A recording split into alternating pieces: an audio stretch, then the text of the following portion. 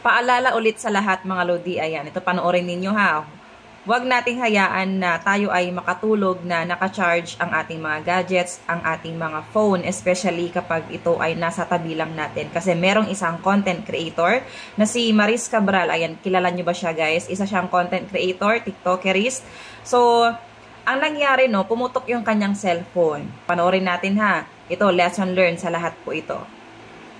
Ilang beses kong ginagawa na nagcha-charge ako habang natutulog tapos ngayon nangyari na. Totoo nga yung sinasabi nila guys. Kasi guys, ang scary na pumutok na pala yung cellphone ko ng naka-charge. No? Ito guys yung ginamit kong charger.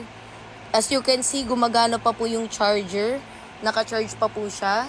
Yan, pumutok siya. Ganyan. Ganyan yung phone ko. Yan, sa mga mahilig po mag-charge ng gabi habang natutulog. Tapos kinabukasan, full charge na full charge yung na ang phone. Huwag niyo pong gagawin yan. Yung unan. Po, ito lang po yung unan ko. Guys, ang makulit pa dyan, dito pa ako nakahiga.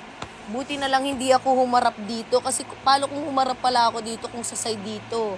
Hindi nasunugan na yung mukha ko, nasunog na yung mukha ko, nasunog na din yung bahay. Shucks. At saka guys, yung katulad na ganyang burn, na sobrang takaw sa sunog niyan. Sobrang takaw. It's just that na napakaswerte ko, kahit masama ugali ko, alam mo yun, ayan, so mabuti na lang guys, no, kinontent ito ni Maris Cabral para magsilbing aral or lesson ito sa lahat, especially sa mga mahilig mag-charge kapag gabi at nahahayaan natin kapag tayo ay matutulog na, no.